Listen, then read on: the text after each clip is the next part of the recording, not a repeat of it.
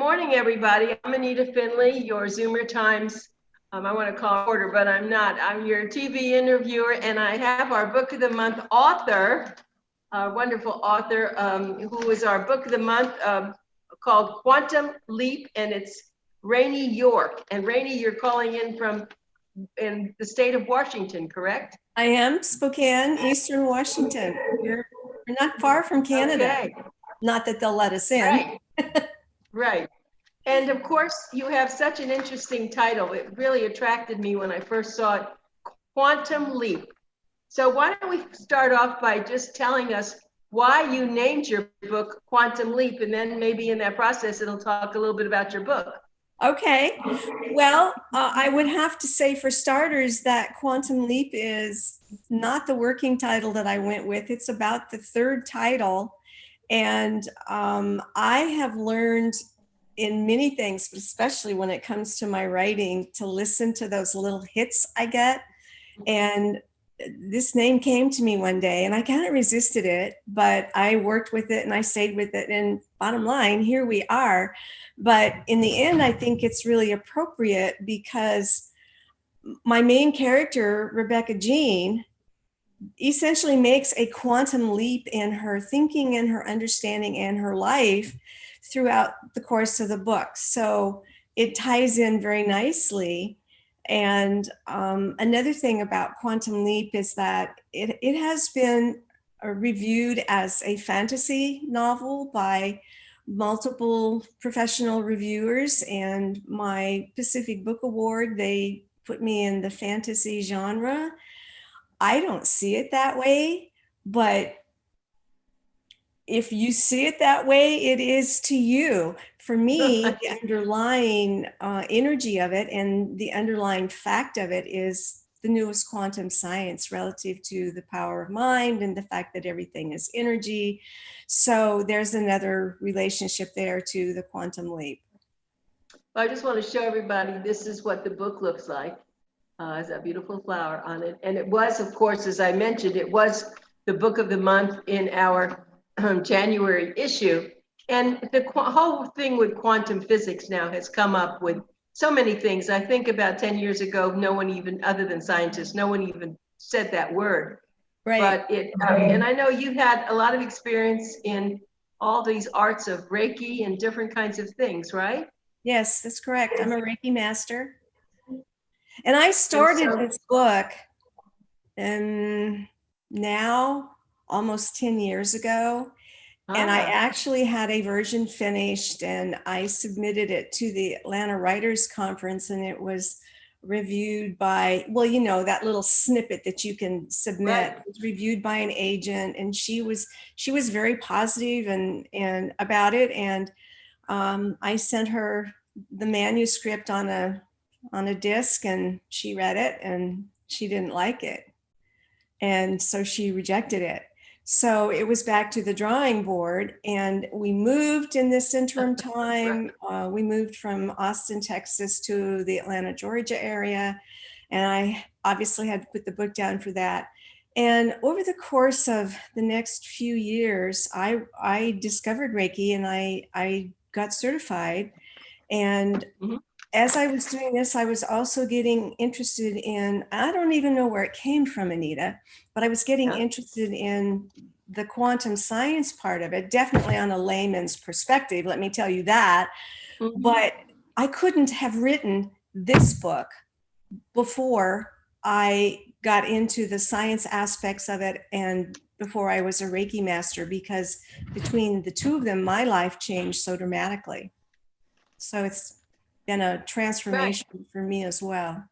Well, I'll tell you an interesting story, and I can't remember the exact name, but we had a friend who was an astronaut who was walked on the moon, and his name was Ed Mitchell. And after he got back, he did write a book. It was called either The Quantum Theory or something like that. And he did write it, and we used to walk along the beach, and he used to talk to me about this. It was way over my head, but he was very much into this. And I think that in essence, I always felt that, as Einstein said, and as you know, everything is energy.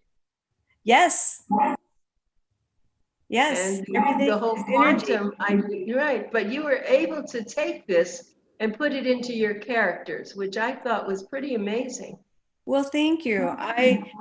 I have great guides. I just have to say that. And I love to write, and I meditate. And so that process gets you out of your head and into your spirit, you could say. And that's where the best ideas come from. I would sit down to type out, to write a chapter when I had a really clear idea of where I was going, and it would go somewhere totally different. And those are some of the best chapters, some of the very best chapters. So I aspire to get into that place when I write, similar to what Rebecca Jean does, which what she calls the zone. And we can, for the stories that she writes, we can follow and understand her struggles and her growth based on what she's writing. And so you can follow a progression from her first little story of revenge, and then two stories that are justice as she views it, and then on to helping other people throughout the book. So she changes pretty dramatically. Yes, she does. And I was just curious about that for you. Was that any part of your life? No. You never know when an author except writes where it comes from. Except the stories part. I have always written stories, and I wrote stories when I was in the early high school years for the same reason she did, to create a life that I liked better than the one I had. And mine didn't come true that way. but no, and I wonder about that sometimes. And people ask me what part of the book has been informed by my life. But we're kind of composites. And so we draw from all different kinds of sources. My family, my daughter, my granddaughter, people I've known. And I think very often in any kind of an art form, it's a collection. Don't you think of those various sources? Yeah, very a much surprising so. collection. Yep, very much so. And so I hope that people will purchase the Quantum Leap, because it will take you to places you've never been before. I will tell you that. And and it's good. And I know that I've had a few people who've been Reiki masters. I've had them in my life. I've talked with them, and they've done some pretty extraordinary things. Some people have been very ill and they do Reiki. Maybe why don't you just discuss Reiki for 1 second? Right. Well, Reiki is a Japanese energy healing modality. It's a healing, you could say it's a healing system. And if you translate it kind of roughly from Japanese into American, it's Reiki. And the Rei part means body, and Ki is the same as the QI or the CHI. It's Ki or Chi in Japanese. It's prana in ancient Egyptian. And most cultures have a word for this. It's life force energy. So Reiki brings life force energy into the body. The Reiki practitioner is just a channel for that, because all healing comes from within. So it's the person or thing, in the case of the book, the lame horse. But there's a story of a friend of mine, one of my Reiki teachers, her daughter's dog put his nose where it shouldn't have and got bitten by a copperhead. Yes. And so we really do have a Reiki 911 network, and Melba texted us all. And so it's like a prayer group in that regard. And there's quite a movement that I have noticed recently. I'm so happy for this, of people getting together in groups, and we're doing it virtually now. But it can be prayer groups, it can be Reiki groups. There's a Reiki meditation card that's done every month now for world healing and peace. They're all over the place. If you know where to start and you follow the links, you can't go out on the internet without falling all over them. And this is so exciting to me because boy, we need all the help we can get. So, Yeah. so Reiki, and because it's energy, it can be used distant, and that is done with intention. I charge my drinking water with Reiki. Do you really? Oh, wait, stop that. I'd like to know about that. So you pour the water and then you do your Reiki with your hands and your energy, right? I do. And it's about clearing and centering and getting outside of yourself and getting into a state of ideally gratitude, because gratitude is a very high vibrational emotion, and the things that make us sick can't survive on that high level. They are low vibrational. And so yeah, and then we have chakras in our palms, and so the energy comes in this case from me, from my heart, from my connection to God or source or whatever you want to call it, through my hands and into the water. And my grandkids used to call it magic water.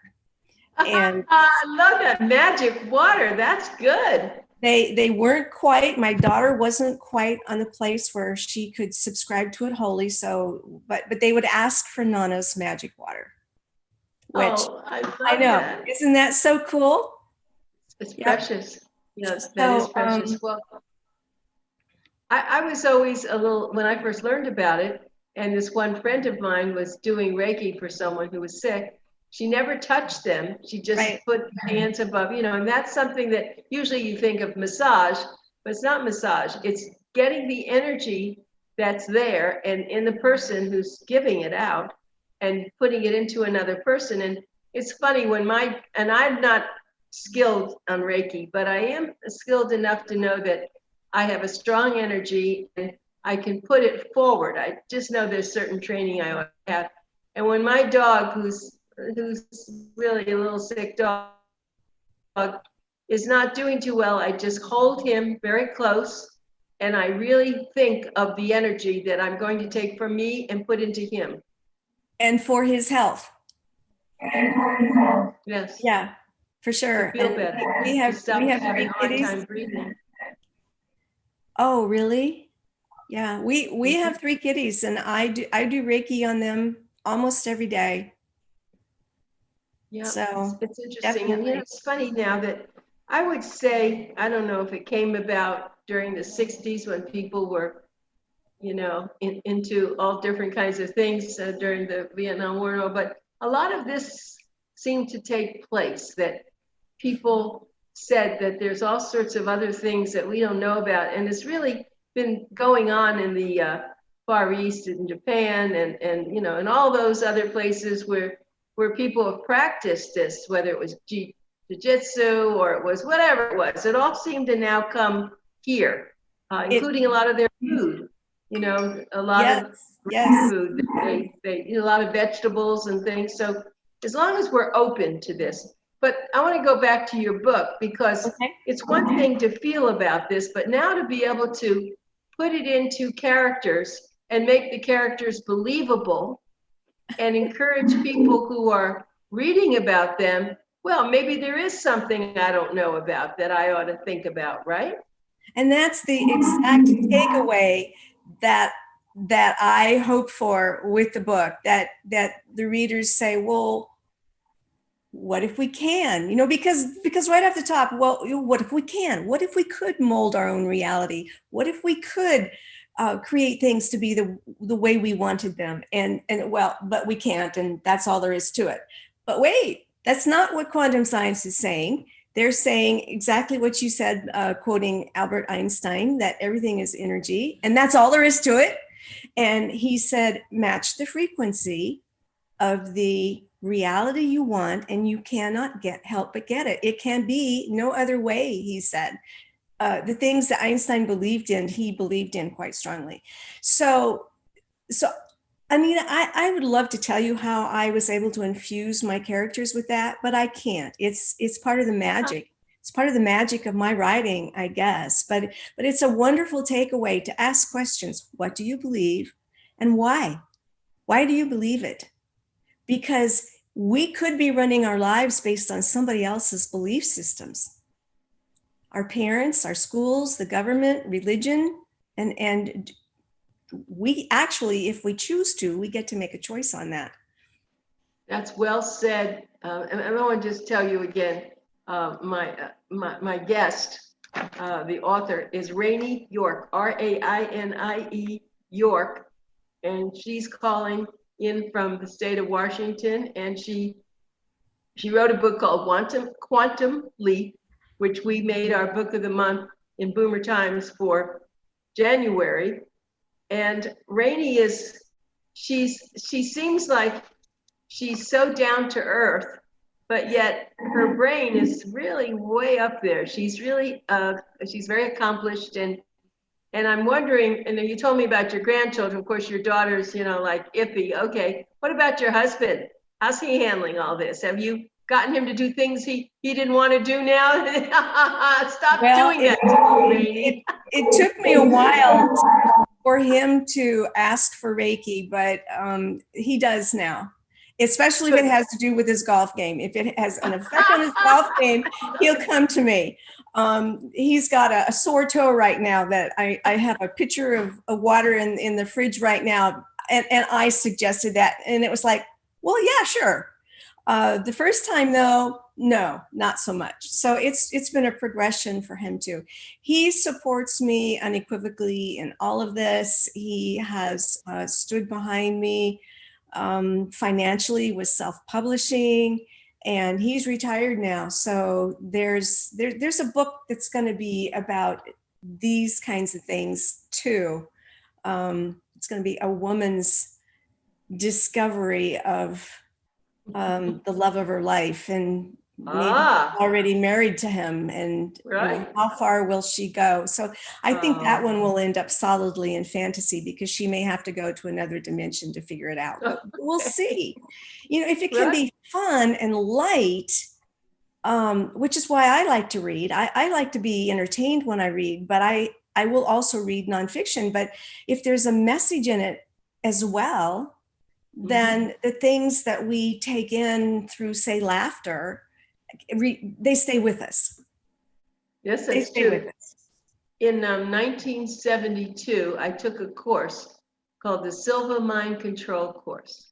Oh, you have to look that up sometime. It was someone introduced me to it, and I had not been involved in any of this kind of, thinking, but it was so spectacular. For 6 months, I went once a week, and there are a lot of very, very smart people doing this, and you really can change. If your mind allows you to go to the other dimensions, you can change things. At one point, you can go into an alpha state, and I can walk out my windows into the sky. I mean, it's a very interesting concept. So that's helped me in my thinking. I opened up for everything then. Before that, I just didn't know, but then that became a great opening for me. And and there's of course, I know Wayne Dyer, and of course his whole theme was, if you believe it, you'll see it. Well, and Napoleon Hill back in the 40s wrote Think and Grow Rich. If you can conceive it and you can believe it, you can achieve it. And William Blake, so poet and philosopher, said, what seems to be is to those to whom it seems to be. And so there's a lot of different ways to state this power of mind and the power of belief thing. And it's ancient. It's ancient, and it's not just back there and here now. It spans that whole distance in different belief systems and the indigenous belief systems. I just find that fascinating and very validating. They used to call a lot of the elders mystics, and they used to, or they used to call, it was a little negative about there being witch doctors and all, but they didn't have medication. They used whether it was their mind, or they used the natural herbs, etc. Right. And I'm taking a shamanic course right now. It's called Courageous Dreaming, and It's, some of the indigenous cultures. There was an author by the name of Robert Jordan. He wrote this huge epic fantasy. The critics said of him that he created a world where Tolkien left off. It was 13 or 14 books, and they were all 800 to 1200 pages long. And unfortunately, he died before it was over and somebody else finished it for him. But he had created a society that believed that this life is the dream. And when you wake from this life, you're back to reality. And that's what the shamans are saying. And they're saying we can dream our own reality into existence. Now you have to do some house cleaning before that will happen, but that's part of our process anyway, isn't it? To get rid of the negative beliefs and Right. I wish I lived closer to you, because I would be your friend and I would go with your things. Wouldn't that be fun? We couldn't get much further away, could we? But it's okay. But we can still be friends over the internet or whatever. But I love this kind of talk. I want to go over the cover for your book a minute. Tell us what made you. I'm sure you chose this cover, because I did. Tell me about that. I did. Tell me about that. Well, I wanted simple. I was drawn again to have the white background and the bright colors that really popped on it. And I wanted it to say transformation. And I didn't want it to be a butterfly, because even though everybody knows the butterfly, but the dragonfly is also transformational. And so much about a dragonfly. Well, I didn't know much about dragonflies either, except the fact my daughter had a little tattoo on her wrist. That was a dragonfly. Yeah, she did. What was it? What did it mean? Well, she had a group of friends. Dragonfly. I'm sorry, you're cutting out a little bit. I don't honestly know what dragonfly meant to her. And I can't ask her now because we lost her last March. But I wanted it to be clean and simple. I wanted it to be something, back to the book cover, that would catch your eye walking down the bookshelves, and to get you to pull it off and look at it and start to feel the energy of it. That's how I decide if I'm going to read a book. I open it up, and it either calls to you or it doesn't. Right. Even sometimes an author that you've read before. And I don't know that the dragonfly actually gets nectar from an oriental poppy, which is what this flower is, but it felt right. It felt right. I'm going to look up the dragonfly after we're off this show, because I am very curious. But the book is large. It's over 430, 40 pages. Yep. Right. And right. And yet it flows very quickly. It's the kind of a book you want to pick up and be prepared to read the whole book, because it's it's not a book on sex. It's a book on your mind and what you can do. And yet her character formation is excellent, so that you believe they're very believable. Jennifer is. Rebecca Jean. Rebecca. Yeah. Sorry. Right. Yeah. Very, very believable. And I'm wondering now, you said something about another book, about maybe romance, but are you going to continue with this quantum idea or with Reiki in your next book? Because you're going to write a next book. I do. And pieces of it have been forming up, and I don't know whether this shamanic class has something to do, whether there's something else that I'm going to get, and then the book will come. And I have some ideas for how it might go, and what the challenges and the tension within the book might be for the three main characters. But I don't have specifics. I don't have a title. I think the title will come once I start writing. And we're still moving. We're in the house now, but we don't have, my work table here is held up by 8 book boxes, 4 stacks of 2-high book boxes. Yeah, 'cause I'm we don't sure, have our you know, it's, custom I cabinets and understand. things yet, Well, so- we've run out of time, Rainy York. Right. So Rainy York, we've run out of time, but we will have you back again. We're very interested in what you're doing, and we'll hear more about your thoughts and about any upcoming books. So thank you for joining us today. Thank you. Thank you for having me. What fun. This has been great. And Learned a lot from you, and right, Thank I'm going you. to do some really good things.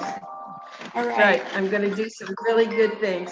So anyway, I just want to thank you again, and be well, be safe, be Same careful. to you. Same to you, Anita. Thank you. And we'll be back. Honest. Bye, everybody. I love it.